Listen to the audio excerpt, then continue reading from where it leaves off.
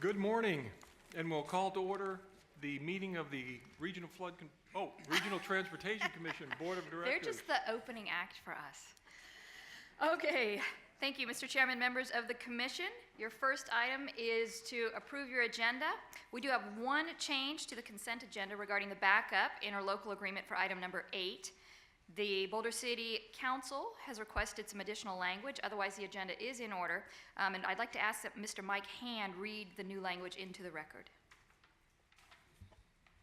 Mr. Chair, members of the board, this is in reference to item number 8, the interlocal agreement with Boulder City on the Boulder City bypass. And the simple changes requested by the City of Boulder City are in Article 3. Items right after 19, we propose to insert items 20 and 21 on page 6, which read as follows. Number 20, the parties agree to work together to properly design and construct the emergency access ramp near Buchanan Boulevard and the directional signage for the project with approval by the city prior to the transfer of the permanent easement to NDOT. And number 21 is the contract documents developed for the project will require the contractor to maintain access across the project during construction at the locations depicted in Exhibit A. Staff is fine with these changes. We've run it by our lawyer. He's okay, and with that, staff recommends that you amend your item 8 to reflect those changes. Thank you. Mayor Tobler. Commissioner Giunciliani. Thank you. That maybe could be answered. There's just no attachment A in the document, so could we make sure for us as well as the public that we have that available? It's in the backup with the rest of the item, the big thick Oh, it's in contract. the big thick part. Yeah, the Okay. Exhibit A is unchanged. I'll go to it on my online then. Okay, thank you. Okay, Thank you, Mayor Tobler.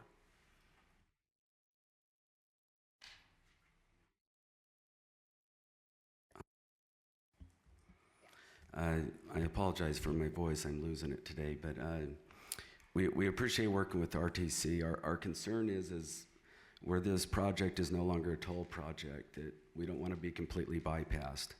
And that directional signage is very important, and we feel like we need to be part of that decision making on how that is signed coming at the different exits and off ramps and on ramps, and that's why we included that. Also, we've had a lot of interest from the community that they still want to be able to access the El Dorado Valley. And that's the other reason why we put in that language. So thank you. Very good. Question to legal, with that amendment, can this item remain on consent? Okay, as amended, very good.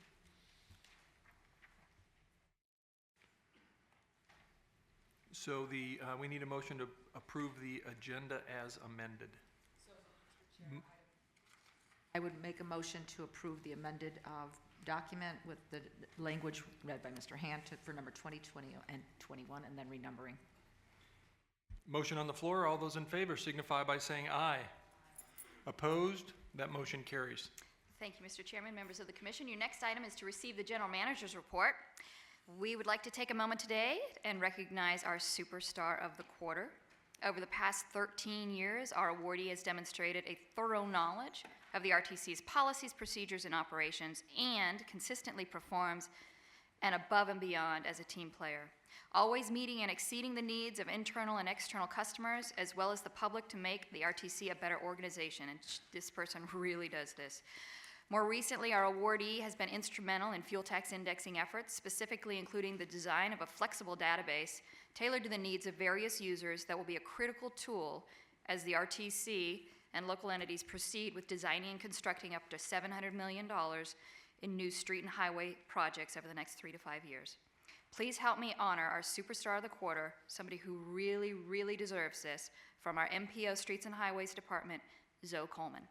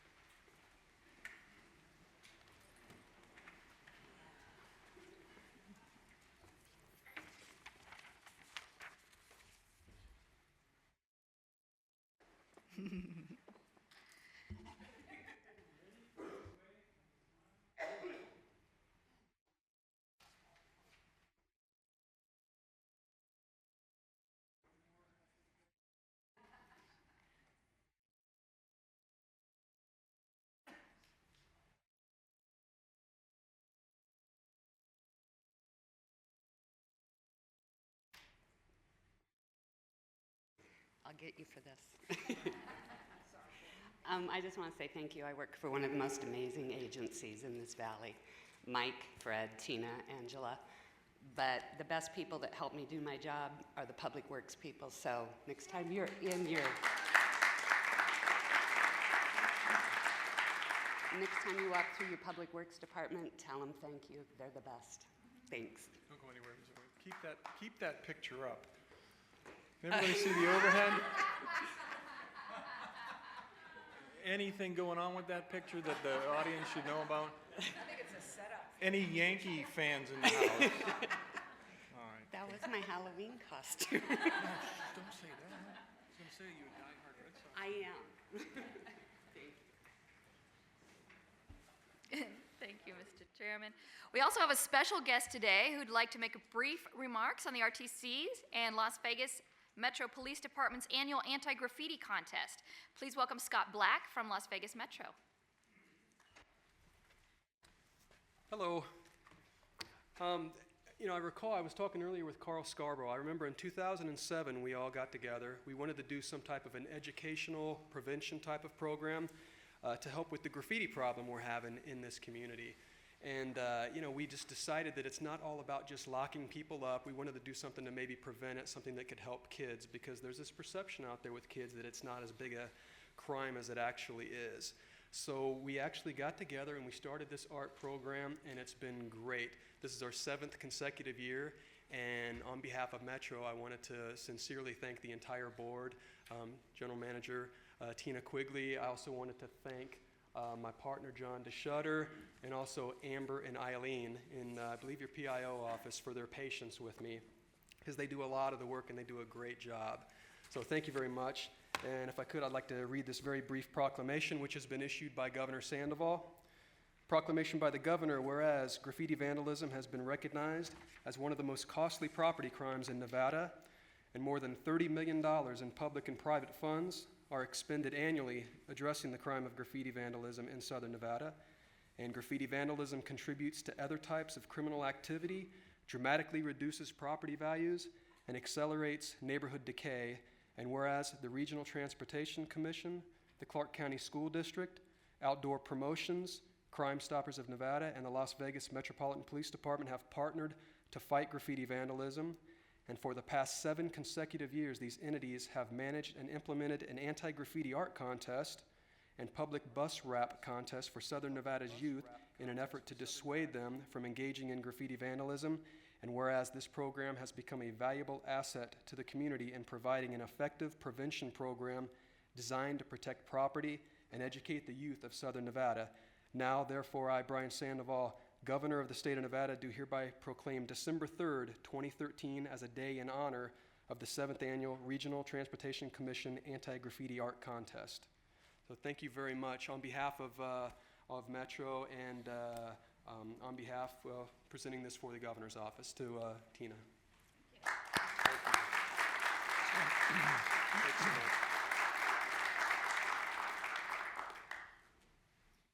Thank you. We enjoy a really great relationship with Metro and appreciate very much all the help and assistance they give us with our transit system. Next, we wanted to let you know the RTC is harnessing the power of new technology to better serve its transit customers and commuters with Wi-Fi service on select vehicles along the Centennial Express route. The program will pilot through the end of the year and will explore technologies that have the potential to improve transit service, aiding in workforce mobility enhancements at very little cost to the RTC. In fact, this will be about $35,000.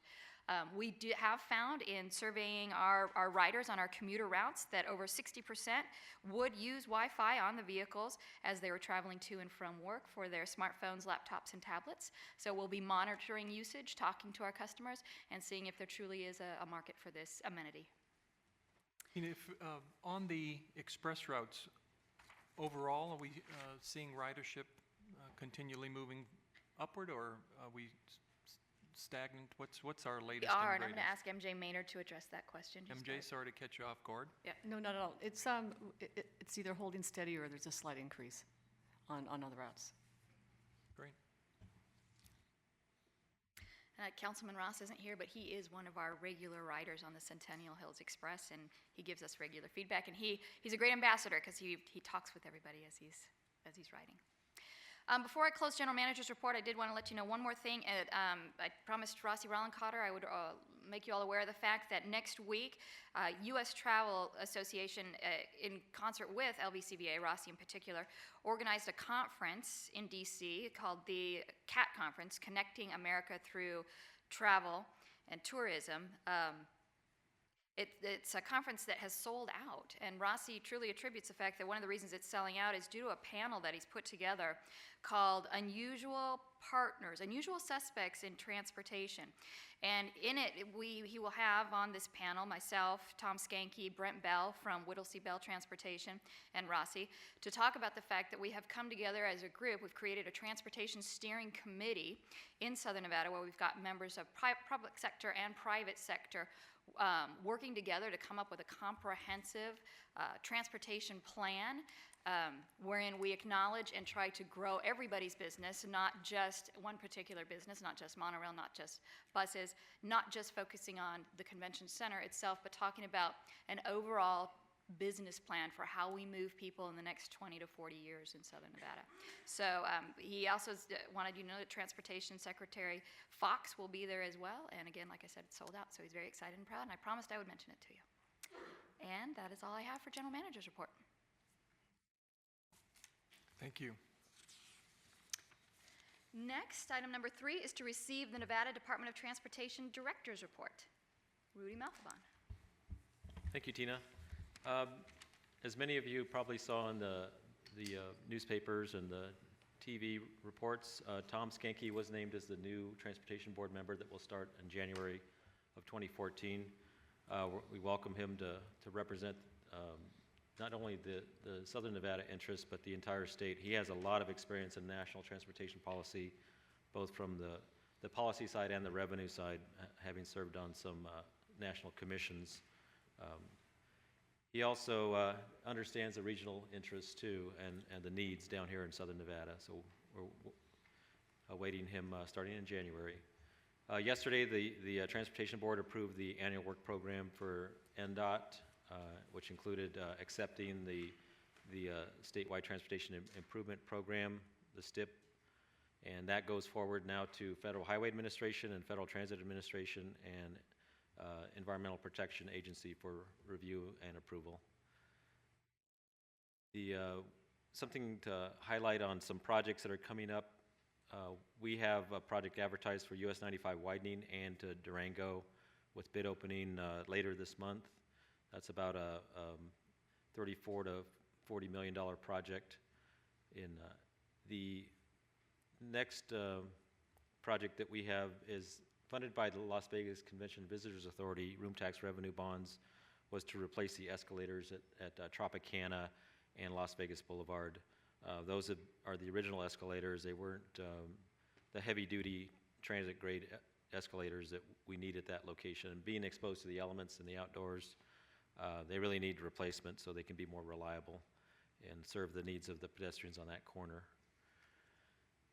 The NDOT has been having several stakeholder meetings along with our partners, Arizona DOT, ADOT, on this I-11 corridor from Phoenix to Las Vegas and points north, and identifying what corridors should be looked at for whether west side or east side, going north to the northern Nevada border.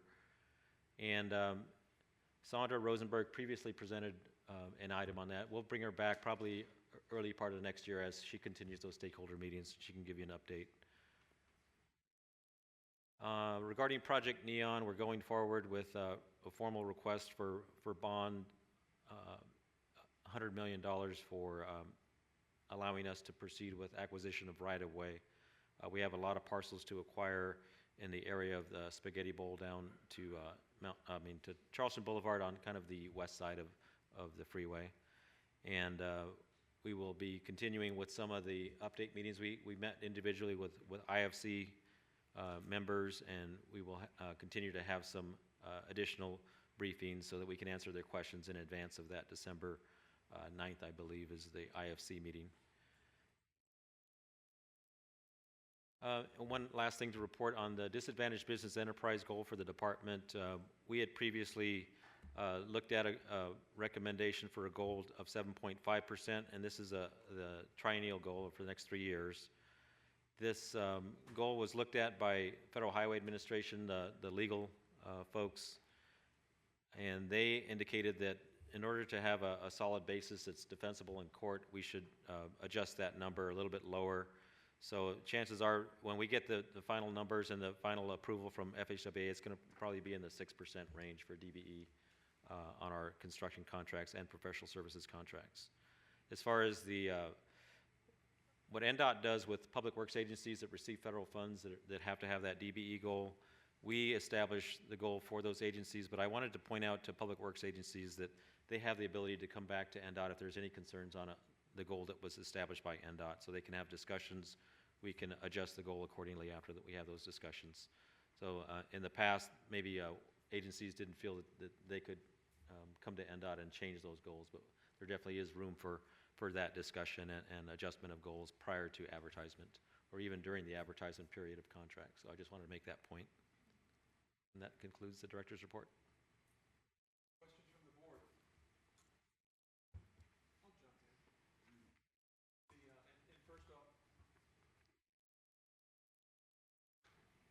And first of all, Rudy, thank you for certainly from the county's perspective over the last year.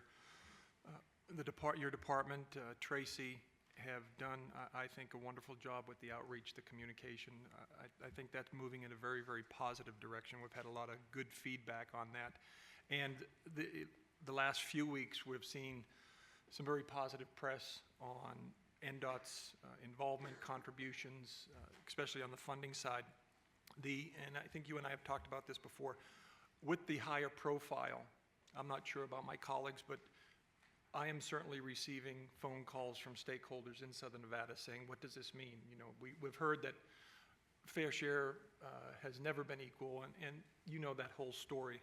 I agree with your comments, and many feel that what's behind us is the past moving forward. But one thing I would encourage you to continue to do, especially interacting Tracy with Tina, is we need to have the real numbers. As best we can dissect them and grind them down. For instance, and again, this is no surprise, when we talk about the LVCVA, that is a component of the overall transportation funding that should be called out, and rightfully so. The LVCVA is funding traditional state projects with Southern Nevada money, and not that it shouldn't be included in the big picture, but we need to make sure people understand that not only is NDOT's contribution being invested in Southern Nevada, but we have a lot of local agencies and their funding to complement and partner with NDOT. I don't want that message to get lost, especially if we're using a total number and truly not calling out the investment Southern Nevada has made above and beyond. And if other counties or Northern Nevada or Washoe County is doing similar, more power to them. But critically important that we get the numbers in a, not so much a timely fashion, but in an accurate way that we can then dissect them and communicate it. Because if we're not able to differentiate between NDOT's investment and Southern Nevada's investment as far as transportation, then the questions keep coming. And I think you're well aware of that, and certainly I must say thank you again to Tracy. She's going above and beyond to try to get that information. So when the requests come in, I know that you guys are embracing them, and we would appreciate that continued support as far as getting real numbers back to us, and so we can disseminate it to our stakeholders. In response, Mr. Chairman, we definitely understand that there's a certain amount of federal funds and local funds, substantial amount of local funds have gone to support the projects that we report on to the legislature. In my recent analysis, it was about 30% local funds support these projects in Southern Nevada. We definitely have a certain amount of federal funds that have to come down to this region to be spent just by the population and the federal distribution of funding. So we need to concentrate on I think that the point is what federal funds that NDOT receive that have the discretion to go statewide, and state funds that can go statewide, and that's really the numbers that people want to see down here, is not the money that would come down here normally because of the allocation of federal funds and the local funds that go towards the projects, but what's the other portion that kind of has some discretion to be spread around the state.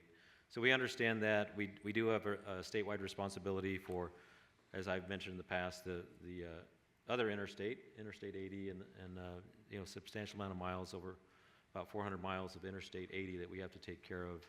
And that is a high-profile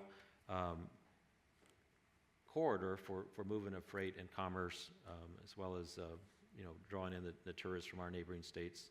So we understand that, and we're going to try to work on that with RTC to try to get better reporting on those other funds that I had mentioned. Thank you. And from my perspective, not speaking on behalf of the board, but the politics will play out. I think fair share is going to be, not just fair share transportation, fair share education, mental health, and a host of others is going to be a priority issue in Carson City in 15. There's no question about it.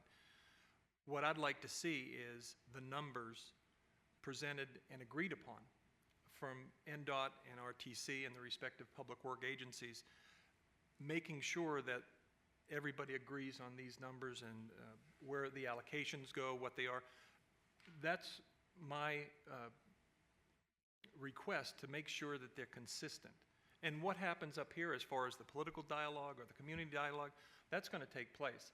I don't want the stakeholders to come in after the fact and start saying, RTC, your numbers are wrong, NDOT, you're not acknowledging. So it's important, I think it's critically important as we go forward, especially with the gas indexing projects starting to hit the streets early next year. This is going to be even higher profile. I want to make sure that we as partners are using the same numbers, singing out of the same choir book and every other analogy that we can come up with. If we don't, I think we're both going to be criticized as public agencies. So you're well aware of that, and I appreciate you allowing me to bring it up every month at RTC, because we will bring it up every month at RTC. Thank you. Commissioner June Kiliani. Just clarify the Fisher issue with me. Is that that's the one we had dealt with at one point, correct? The what issue? Fisher Construction, is that who you mentioned, or is it just, maybe I heard the word wrongly? Okay. Okay, all right, thank you. All right, Ms. Quigley. Thank you, Mr. Chairman, members of the commission. Your next item is agenda item number 4, which is to conduct your first citizens participation period. This is the first time set aside for public comment. Those wishing to speak on a posted agenda item, now is your opportunity.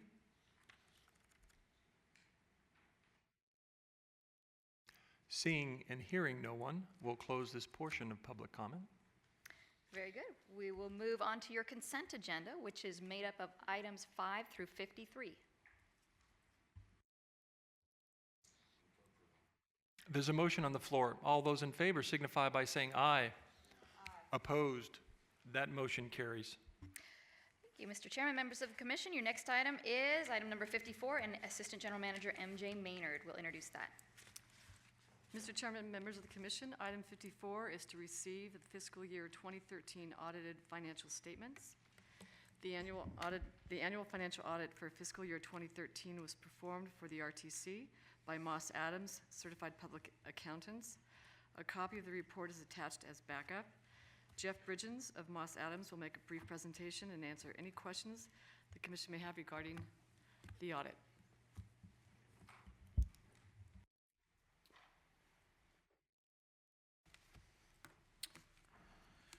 Well, first I'd like to thank the commissioners for their time this morning and listening to the results of the audit. This was Moss Adams' first year involved with the audit of the RTC's financial statements, and having transitioned to a number of clients over my career, I'm truly appreciative of the RTC's finance and accounting staff for facilitating our request during that audit and making that transition very smooth, in my opinion. So there are really 3 items that I want to cover with you this morning. First, I want to fulfill our professional requirements to communicate those items that are required under professional standards to those charged with governance. In addition, I'd also like to cover our independent auditor's report, as well as our report on internal controls and compliance in accordance with government audit standards. So the first item on there in terms of covering those communications that are required to be communicated with those charged with governance, we've issued a letter to you, which I believe you should have, and I'd just like to briefly walk through our written communications there. First of all, just want to remind the commissioners of our responsibility in this engagement was to express an opinion on the financial statements of the RTC and whether or not they are fairly presented in conformity with generally accepted accounting standards. We are also responsible for communicating certain items to those charged with governance. We are facilitating that commitment and that responsibility through this communication today in this written document. Again, our task was to form an opinion and express an opinion on the financial statements. We believed we've completed that task within the scope of the engagement with the Regional Transportation Commission. The first item I'd like to point out in the financial statements that Note 1 contains a description of the transportation or the Regional Transportation Commission's accounting policies. We noted no significant new additions to the accounting policies that are stated within Note 1. We also note that there were no transactions entered into by the Regional Transportation Commission, at least in our opinion, that lacked authoritative guidance in terms of how those transactions should be accounted for in accordance with GAAP. Next, I'd like to discuss just a couple of accounting estimates that are significant to the financial statements. Accounting estimates are an inherent part of any financial statement, and management makes estimates of figures that are presented in there in any set of financial statements. In our opinion, management's estimate of depreciation for capital assets and the useful lives of capital assets is considered to be a significant estimate present within the RTC's financial statements, simply because of the capital nature of its operations. And then one additional estimate that is necessary for the RTC to close its books has to do with making an estimate of payables at year end for related projects that are ongoing amongst its constituents. And so there's a considerable effort that has to go into figuring out what those projects are and what invoices will be submitted to them for reimbursements. And so there's always a degree of estimation in that process, and that level of estimation may be more or less significant just based on the close of the year and the projects that are going on during that time. And so I'd like to bring that one as another significant estimate to the Commissioner's attention. In terms of the disclosures in the financial statements, we believe that the disclosures in the financial statements are clear, they are consistent, they're understandable. If there are three of them that we would highlight to you as significant to the financial statements, the note disclosure in Note 3 with respect to deposit risks obviously is an important disclosure. And then the disclosures in Note 5 and Note 7 with regard to the changes in capital assets and the disclosures around long-term debt are both considered, or at least we consider to be significant disclosures present in the financial statements. Had we encountered any difficulties in our audit, we would be required to discuss those challenges with you and provide you a description of those challenges.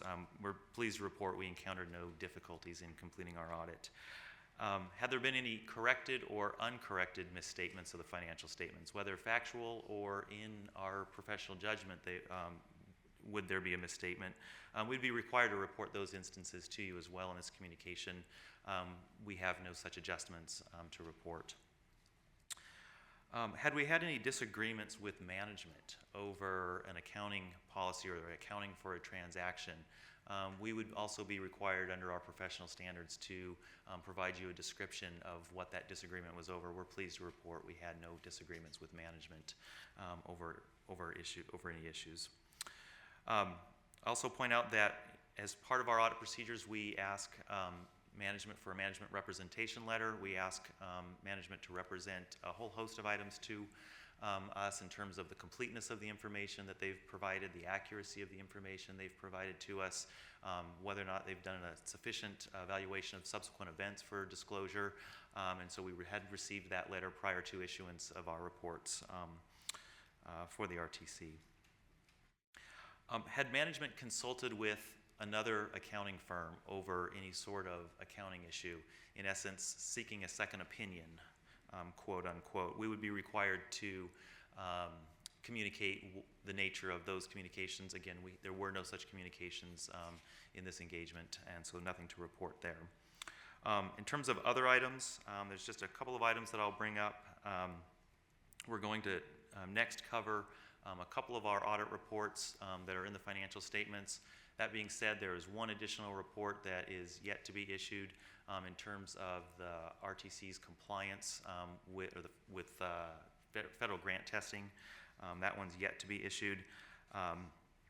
In that report, we will bring to the attention in that report one item that we've labeled as 2013-01 with regard to the financial close process in regards to the CFA. And then the only other item that I would just like to reiterate for the Commission in this coverage of this report is just to restate that we are independent and reassert our independence in terms of our relationships with the Regional Transportation Commission. So any questions on that first report? Comments or questions?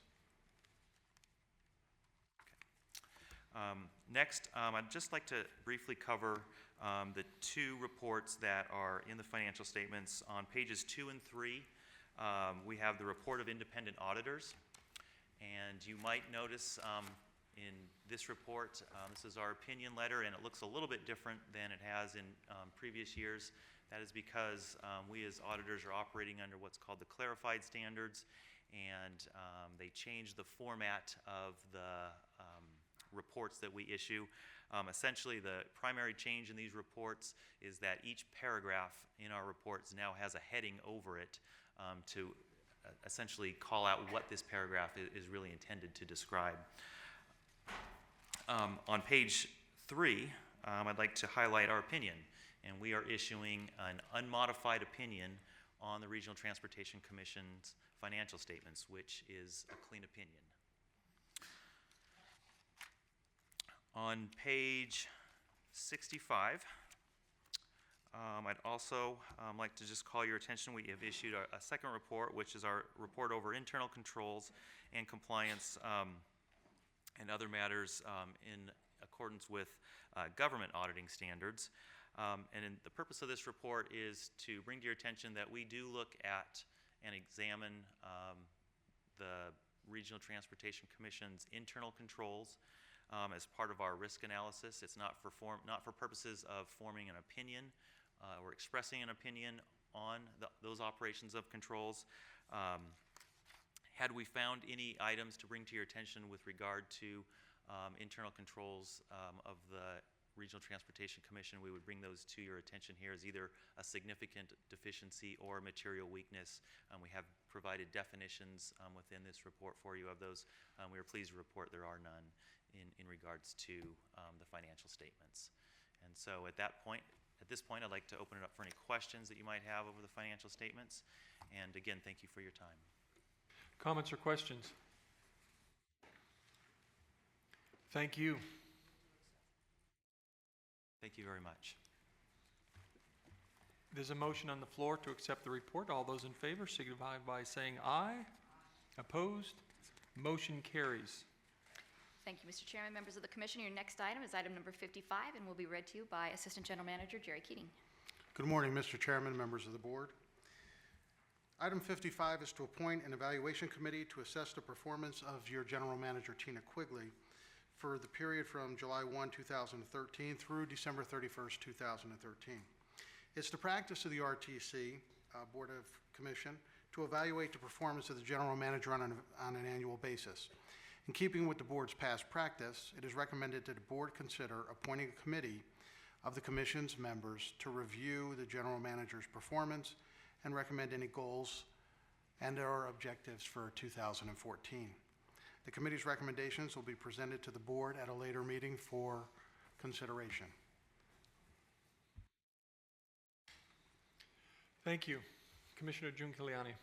Thank you. If there's no objection, I would suggest that we appoint the same committee that we did for the flood control, and they've all agreed, except for one who's not here, to participate. And then Mayor Tobler said if we needed an alternate, that he would assist with that part. So that would be my motion, Mr. Chair. And Jerry, with part of that motion, would you coordinate with flood control as far as dates, times, and as you usually do? Absolutely. For the record, can I have the committee stated? It would be Mayor Ware, Commissioner Giunciliani, Councilwoman March, Commissioner Brown, and Mayor Tobler as an alternate.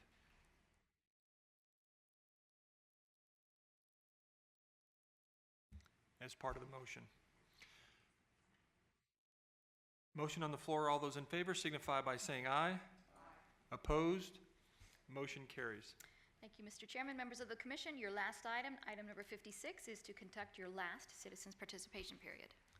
This is our second public comment period. Those wishing to speak to the board, please come forward.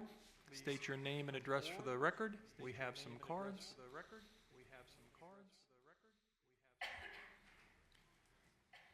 Arlen D. Shively.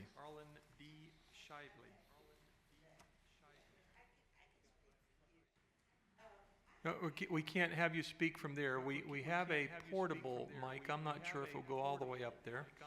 You look awfully comfortable. Why don't you think about it and I'll come back to you. Brent Lett.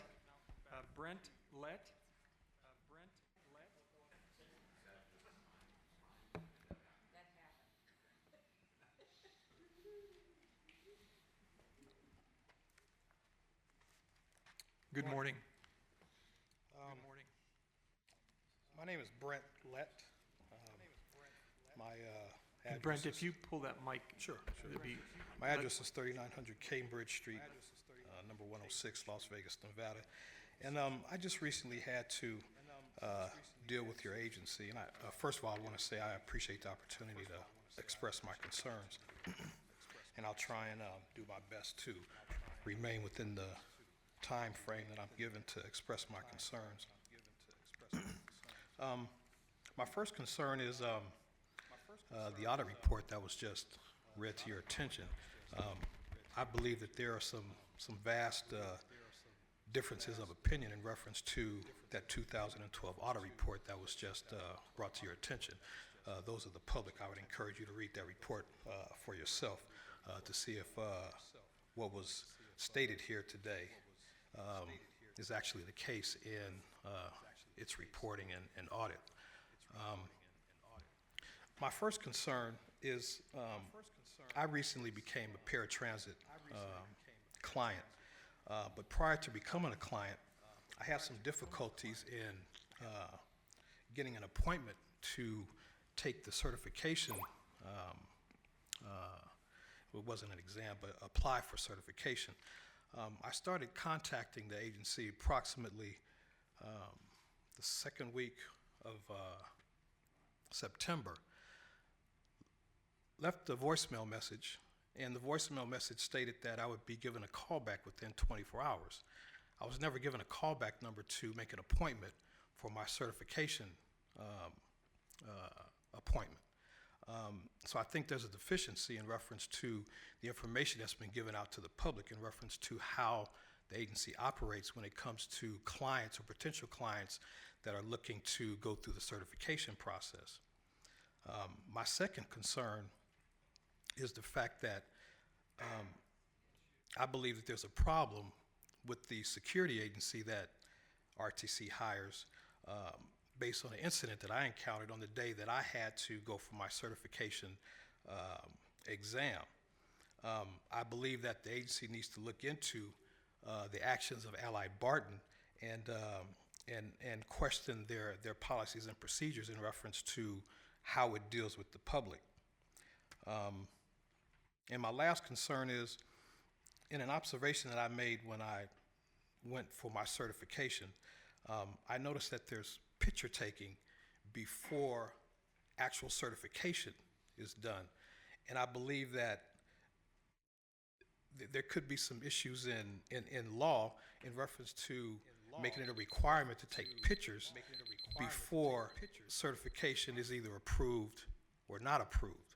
I think that that's a questionable process and procedure that the agency has.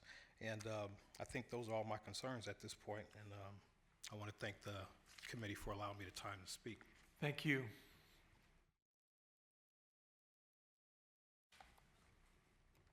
Ms. Shively.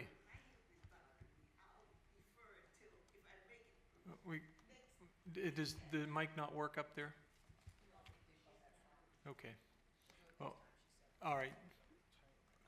And if it makes it easier, we do have the elevator over there if you need to use that to come down front, or at least close enough for the mic.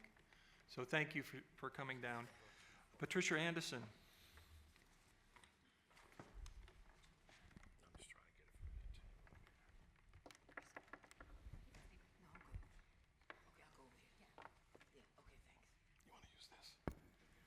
Good morning. Hi, good morning. I'm Patricia Anderson, 2850 South Decatur Boulevard.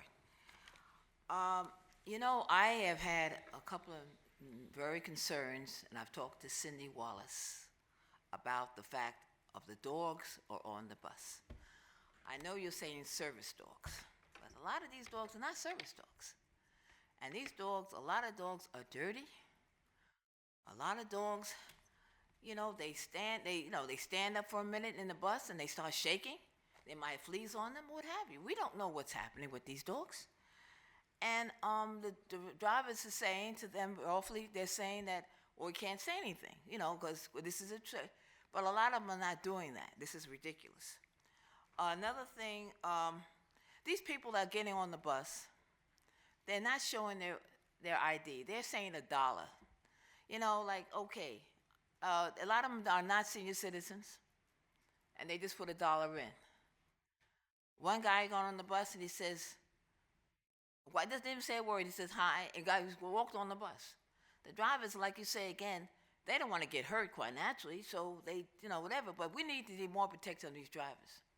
And also I mentioned before about the protection of the drivers when they're driving. The protection for them when they're driving. They need to have a glass partition, because a lot of times the drivers are driving, they're doing a fantastic job, and they need to be protected. The Charleston and Sahara route, you know, that's a long route. They don't need to go on the time. They do not need to go. This is my suggestion. They don't need to be on the speed limit. They need to go under the speed limit, because there's a lot of car dealerships on Sahara and Charleston. So quite naturally, they should be able to go maybe 20 miles an hour, 20, whatever, in that short period, because it's from Fort Apache clear to Decatur, it's a whole lot. So, and then also, like I said, if they don't have their fare, I feel if they don't have their fare, the bus driver should say you should not drive. They should not ride the bus. And that's my beef. One dog was on there, like I said last week, he was very dirty. I didn't say anything, but I know for a fact he was not a service dog. Okay, like I said, everyone have a nice weekend. And I just observe. I'm trying not to get involved, I'm trying to be very good with that. But again, I'm observing the buses. And I do call Cindy, I do call different ones, okay? Thank you, bye-bye. Thank you. Is there anyone else wishing to speak to the board this morning? Commissioner Giunciliani. Thank you to staff. And unfortunately, we did check into the issue with regard to service dogs, and under ADA, we can't ask for proof. However, I did hear something recently that Congress is going back, or there's some regs that they're re-looking at on how to look at service animals. So maybe we could follow up on that part of it. Thank you. Thank you.